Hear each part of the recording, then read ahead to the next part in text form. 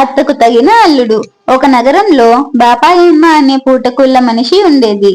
ఆమెకు భర్త పోయాడు. సవతి కూతురు విమల ఉన్నది. భర్త పోయాక బాపాయమ్మ బతుకు తెరువు కోసం పూటకుళ్ళ వ్యాపారం పెట్టింది. వర్తక వ్యాపారాలకు ప్రసిద్ధి చెందిన ఆ నగరానికి జనం తాకిడి బాగా ఉండేది. అయితే వచ్చే పోయే వాళ్లకు వండడము, వార్చడము, వడ్డించడము మొదలైన చాకిరీ అంతా విమల చేత చేయించేది బాపాయమ్మ. అన్ని విధాలా ఆమెను బాపాయమ్మ రాచి రంపాన పెట్టేది. విమల అందమైన పిల్ల.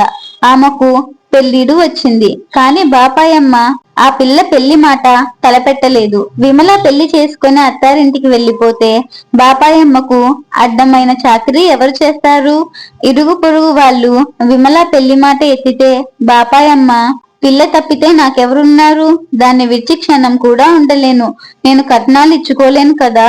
దాన్ని పెళ్లాడేవాడు నన్నే కట్నంగా భావించి వెంట తీసుకురావాలి అనేది. బాపాయమ్మ ఈ ధోరణి అవలంబించడం చేత విమలను చేసుకుంటామని ఎవరూ ముందుకు రాలేదు. కట్నం లేకుండా విమలను చేసుకునే వాళ్ళున్నారు గాని బాపాయమ్మను భరించడానికి సిద్ధపడిన వాళ్ళు లేరు. విమల పరిస్థితి గ్రహించి తనకిక ఈ జన్మలో పెళ్లి కాదని నిరాశ చెందింది. ఇలా ఉండగా ఒకనాటి మధ్యాహ్నం ఒక యువకుడు బాపాయమ్మ ఇంటికి వచ్చి తన పేరు రామదాసు అని చెప్పుకున్నాడు. అతను భోజనం చేసి బాపాయమ్మకు డబ్బులిస్తూ, నేను తగిన కన్యను చూసి పెళ్లాడాలనుకుంటున్నాను. ఈ చుట్టుపక్కల నుంచి మంచి సంబంధాలు ఏమైనా ఉన్నాయా అని అడిగాడు. ఇల్లు కదలని దాన్ని నాకేం తెలుస్తుంది అన్నది బాపాయమ్మ. ఆవిడతో కబుర్లాడుతున్న ఇరుగు పొరుగు స్త్రీలు మాణిక్యం లాంటి పిల్ల ఇంట్లో ఉండగా తెలీదంటావేం బాపమ్మ అన్నారు. దాన్ని చేసుకోవడం అంత తేలిక అన్నది బాపమ్మ. అంత కష్టమా? అసలు సంగతేమిటి అన్నాడు రామదాసు. బాపాయమ్మ రామదాసును ఉరిమి చూస్తూ, దాన్ని పెళ్లాడేవాడు కట్నం కింద నన్ను తీసుకుపోవాలి అన్నది బెట్టుగా.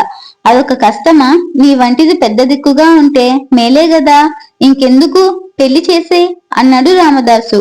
ఆ కుర్రవాడు తన నియమం చూసి వెనక్కి తగ్గుతాడని బాపాయమ్మ అనుకుంది కాని అంత త్వరగా ఒప్పుకుంటాడని అనుకోలేదు.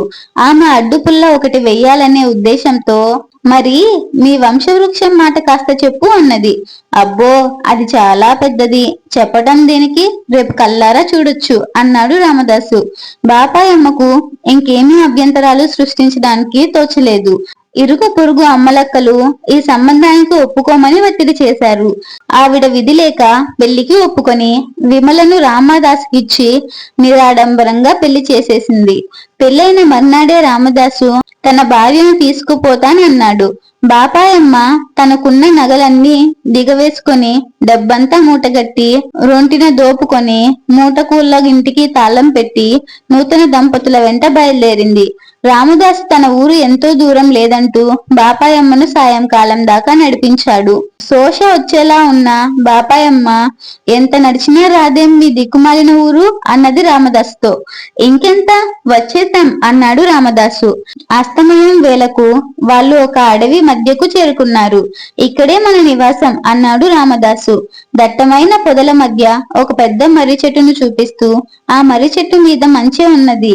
దాని మానులో దిగువన ఒక పెద్ద తొర్ర ఉన్నది. ఇదే మా వంశ వృక్షం. ఎంత పెద్దదో చూడు. మా తాత ముత్తాతలంతా ఇక్కడే పుట్టి పెరిగారు అన్నాడు రామదాసు చెట్టు తొర్రని చూపిస్తూ. ఇంతదగా వంశవృక్షం పెద్దదంటే ఏమోననుకున్నాను. నా కొంప ముంచావు కదరా అన్నది బాపాయమ్మ కళ్ళు తేలవేసి. ఆవిడ శోకాలు ఆరంభించింది. చీకటి ముంచెత్తుకొస్తున్నది. అడవి జంతువుల అరుపులు ఆరంభమయ్యాయి. బాపాయమ్మ ఆ రాత్రి గడిస్తే మర్నాటి సంగతి మర్నాడు చూడొచ్చు అనుకొని, ఈ రాత్రి నేను ఏ క్రూర మృగం వాతనో పడకుండా చూడు, ఎలాగైనా ఆ మంచం మీదికి నన్ను చేర్చు అన్నది రామదాసుతో. నీ స్థూల శరీరాన్ని మంచం మీదికి ఎక్కించడం నా తరమా? ఒకవేళ ఎక్కించిన మంచుతో పాటు మా వంశవృక్షం కాస్త కూలి చక్కా పోతుంది. ఈ రాత్రికి ఏ ఎలుగుబంటో రాకముందే ఆ తొర్రలో దూరి పడుకో అన్నాడు రామదాసు బాపాయమ్మతో. బాపాయమ్మ ప్రాణాలు అరిచేతిలో పెట్టుకుని బిక్కుబిక్కుమంటూ ఆ తొర్రలో దూరి కూర్చున్నది. విమల ఎలా చచ్చినా ఈ రాత్రి గడిచి తాను తన ప్రాణాలతో బయటపడితే తెల్లవారుగానే తన ఇంటికి తిరిగిపోవడానికి ఆమె నిశ్చయించుకున్నది. తెల్లవార్లు జాగారం చేసిన బాపాయమ్మకు తెల్లవారబోతుండగా కాస్త కునుకు పట్టింది. ఇంతలో ఎవరో తనను లాగుతున్నట్టు బాపాయమ్మ మేల్కొన్నది. నిలువెత్తు ఎలుగుబండు బాపాయమ్మను త్వరలో నుంచి బయటికి లాగుతున్నది. బాపాయమ్మ కెవ్వుమని కేకలు పెట్టసాగింది. ఆ కేకలకు ఎలుగొడ్లు ఆమెను వదిలి పారిపోయాయి. ఆ తర్వాత కొంతసేపు బాపాయమ్మ కొయ్యబారిపోయి అచేతనంగా ఉండిపోయింది. రామదాసు వచ్చి తెల్లవారకుండానే ఏం కొంప మునిగిందని కేకలు పెడుతున్నావు అని బాపాయమ్మ మీద విసుక్కున్నాడు. బాపాయమ్మ కాస్త ధైర్యం తెచ్చుకొని, నన్ను ఎలుగొడ్డు పట్టుకున్నది, నేనిక ఇక్కడ ఒక్క క్షణం కూడా ఉండను, ప్రాణాలు దక్కితే చాలు, విమల ఏమైనా కాని అంటూ చెట్టి తొర్రలో నుంచి బయటకు వచ్చింది. బయటనే నిలబడి ఉన్న విమల మాట్లాడలేదు. రామదాసు నవ్వి, నా కట్నం కింద వచ్చిన దానివి, నిన్ను ఎలా పోనిస్తాను అన్నాడు. ఈ మాట విని బాపాయమ్మ తెల్లబోయింది. తన ఒంటి మీద నగలన్నీ తీసి విమలకు పెట్టి తన రెండున ఉన్న డబ్బు సంచి రామదాసు మొహాన కొట్టి ఆమె తిరుగుదారి పెట్టింది. తర్వాత రామదాసు విమలను తీసుకొని కొండ మీద ఉన్న తన ఇంటికి తీసుకుపోయాడు.